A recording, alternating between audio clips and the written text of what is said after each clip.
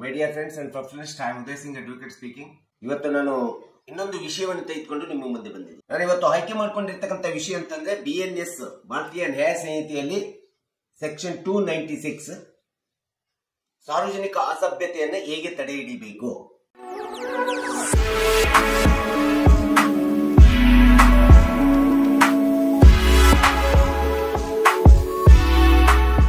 ಈ ಒಂದು section BNS ನಲ್ಲಿ ಭಾರತೀಯ ನ್ಯಾಯ ಸಂಹಿತೆಯನ್ನು ನೋಡಿದಾಗ 296ರ ಪ್ರಕಾರ ಸಾರ್ವಜನಿಕವಾಗಿ ಯಾವುದೇ ಒಬ್ಬ ವ್ಯಕ್ತಿ ಆಗಲಿ ಅಥವಾ ಸಾರ್ವಜನಿಕರಾಗಲಿ ಹೇಗೆ ನಡ್ಕೋಬೇಕು ಮತ್ತು ಸಾರ್ವಜನಿಕತೆಯಲ್ಲಿ ಏನಾದರೂ ಅಸಭ್ಯ ವರ್ತನೆ ಮಾಡಿದ್ರೆ ಅದನ್ನು ಹೇಗೆ ತಡೆ ಹಿಡಿಬೇಕು ಎಂಬತಕ್ಕಂಥದ್ರ ಬಗ್ಗೆ ಈ BNS ಹೊಸ ಕಾಯ್ದೆಯ ಸೆಕ್ಷನ್ 296 ಸ್ಪಷ್ಟವಾಗಿ ನಮಗೆ ಹೇಳ್ತಕ್ಕಂಥದ್ದು ನಾವು ನೋಡ್ತೀವಿ. ಅದು ಯಾವುದೇ ವ್ಯಕ್ತಿ ಆಗಿರಲಿ ಸಾರ್ವಜನಿಕ ವ್ಯವಸ್ಥೆ ಒಳಗಡೆ ಬಂದಂತ ಸಂದರ್ಭದಲ್ಲಿ ಅವರ ವರ್ತನೆ ಯಾವುದೇ ವಿಧವಾದಂತ ಸಾರ್ವಜನಿಕರ ಹಿತಾಸಕ್ತಿಗೆ, ಸಾರ್ವಜನಿಕರ ಒಂದು ಶಾಂತಿಗೆ ಧಕ್ಕೆ ಬರದಂತೆ, ತೊಂದರೆ ಆಗದಂತೆ ತಾವು ಸಾರ್ವಜನಿಕರ ಮಧ್ಯೆ ಇರುವಾಗ ನಡ್ಕೋಬೇಕೆಂಬತಕ್ಕಂಥದ್ದು ಈ BNS ಸೆಕ್ಷನ್ 296 ಹೇಳ್ತಕ್ಕಂಥದ್ದು ನಾವು ನೋಡ್ತೀವಿ. ಸಾರ್ವಜನಿಕರಲ್ಲಿ ಹೇಗೆ ವರ್ತನೆ ಮಾಡಬೇಕೆಂಬತಕ್ಕಂಥದ್ದು ಅಂತಂದ್ರೆ ಒಂದು ಸಾಮಾಜಿಕ ವ್ಯವಸ್ಥೆ ಒಳಗಡೆ ನಾವು ಜವಾಬ್ದಾರಿಯುತವಾಗಿ ವ್ಯಕ್ತಿಗಳು ವರ್ತನೆ ಮಾಡಬೇಕಾಗುತ್ತೆ.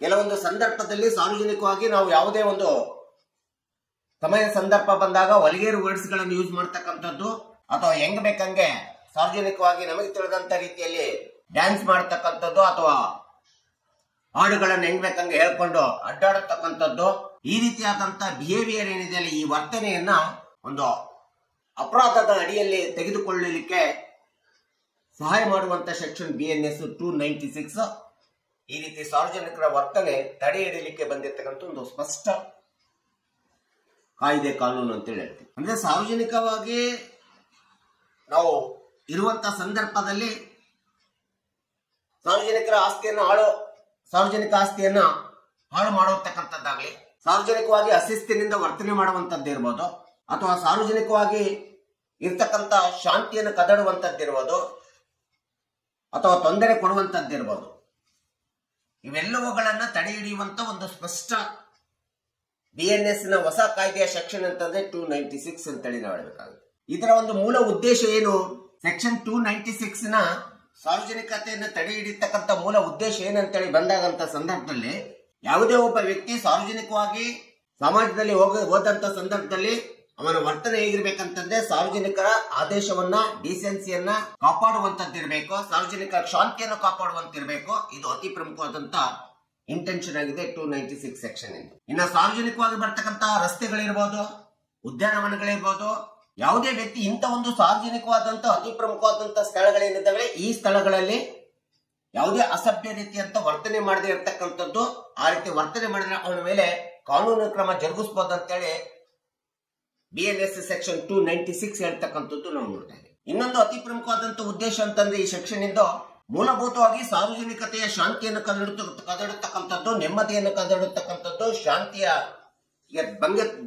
ಭಂಗ ತರತಕ್ಕಂಥದ್ದು ಮತ್ತು ಸಾರ್ವಜನಿಕರ ಸೌಖ್ಯವನ್ನು ಹಾಳು ಮಾಡತಕ್ಕಂಥದ್ದು, ಯಾವುದೇ ಒಬ್ಬ ವ್ಯಕ್ತಿ ಆಗ್ಲಿ ಇನ್ಯಾವುದೇ ವ್ಯಕ್ತಿಗಳಾಗ್ಲಿ ಸಾರ್ವಜನಿಕರ ಗೌರವಕ್ಕೆ ಧಕ್ಕೆ ತರತಕ್ಕಂಥದ್ದು, ಇವೆಲ್ಲವುಗಳನ್ನ ತಡೆ ಹಿಡಿಯತಕ್ಕಂಥ ಮೂಲ ಗುರಿ ಉದ್ದೇಶ BNS ನ ಸೆಕ್ಷನ್ 296 ಹೊಂದಿರತಕ್ಕಂಥದ್ದು ನಾವು ನೋಡ್ತೀವಿ. ಸೊ ಈ ಒಂದು ಸೆಕ್ಷನ್ ಪ್ರಕಾರ ಯಾವುದೇ ವ್ಯಕ್ತಿ ಇರ್ಬೋದು, ಸಮುದಾಯ ಇರ್ಬೋದು, ಸಂಘಟನೆ ಇರ್ಬೋದು, ಸಾರ್ವಜನಿಕರಲ್ಲಿ ಯಾರೇ ಇರಬಹುದು, ಅವ್ರು ಯಾವುದೇ ಸ್ಥಾನಮಾನದಲ್ಲಿರ್ಬೋದು, ಒಂದು ವೇಳೆ ಇಂಥ ರೀತಿಯಾದಂತಹ ಅಸಭ್ಯ ವರ್ತನೆಯನ್ನ ಸಾರ್ವಜನಿಕರಲ್ಲಿ ವರ್ತಿಸಿದ ಸಂದರ್ಭದಲ್ಲಿ ಅಥವಾ ಸಾರ್ವಜನಿಕ ಸ್ಥಳಗಳಲ್ಲಿ, ರಸ್ತೆಗಳಲ್ಲಿ, ಪಾರ್ಕ್ಗಳಲ್ಲಿ ಎಲ್ಲೇ ಇರಬಹುದು ವರ್ತಿಸಿದಂತ ಸ್ಥಳಗಳಲ್ಲಿ ಇದನ್ನ ಈ ಒಂದು BNS ಕಾಯ್ದೆ ಸೆಕ್ಷನ್ 296 ಪ್ರಕಾರ ಕಾಗ್ನಿಸಬಲ್ ಅಫೆನ್ಸ್ ಅಂತೇಳಿ ತೆಗೆದುಕೊಳ್ಳಲಾಗ್ತದೆ.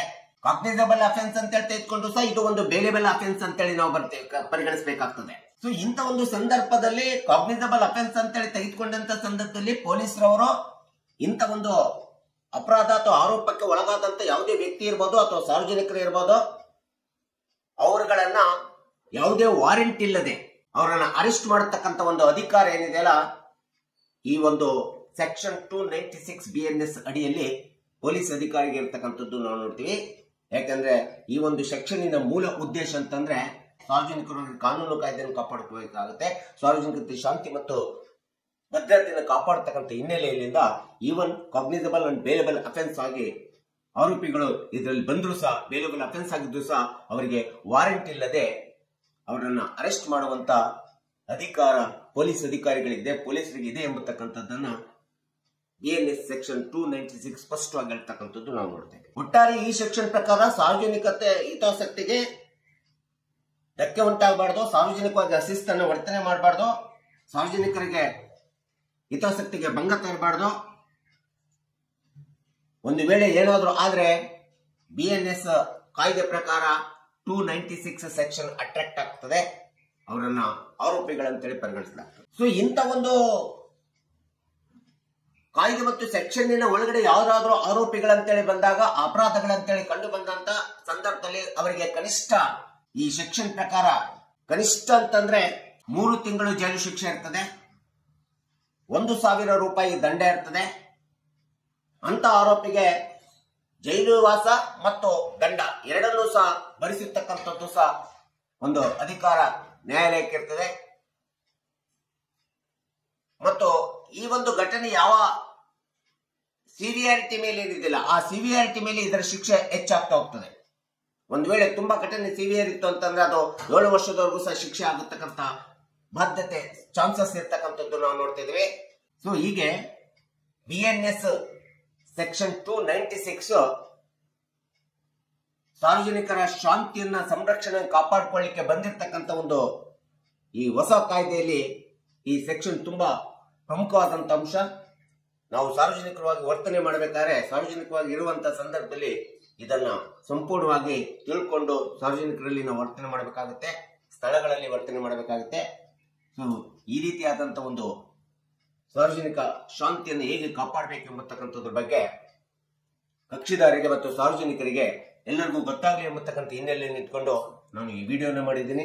ದಯವಿಟ್ಟು ಈ ವಿಡಿಯೋ ಇಷ್ಟ ಆಗಿದ್ರೆ ಶೇರ್ ಮಾಡಿ, ಲೈಕ್ ಮಾಡಿ, ಕಮೆಂಟ್ ಮಾಡಿ, ಮತ್ತು ನನ್ನ ಚಾನೆಲ್ಗೆ ಇನ್ನೂ ಯಾರ್ಯಾರು ಸಬ್ಸ್ಕ್ರೈಬ್ ಆಗಿಲ್ಲ ಸಬ್ಸ್ಕ್ರೈಬ್ ಆಗ್ರಿ ಅಂತೇಳಿ ಕೇಳ್ಕೊಳ್ತಾ ಇವತ್ತಿನ ವಿಷಯಕ್ಕೆ ವಿರಾಮ ಹೇಳ್ತೀನಿ. ಇನ್ನೊಂದು ವಿಷಯ ತೆಗೆದುಕೊಂಡು ನಾನು ನಿಮ್ಮ ಮುಂದೆ ಬರ್ತೀನಿ. ಜೈ ಹಿಂದ್, ಜೈ ಕರ್ನಾಟಕ.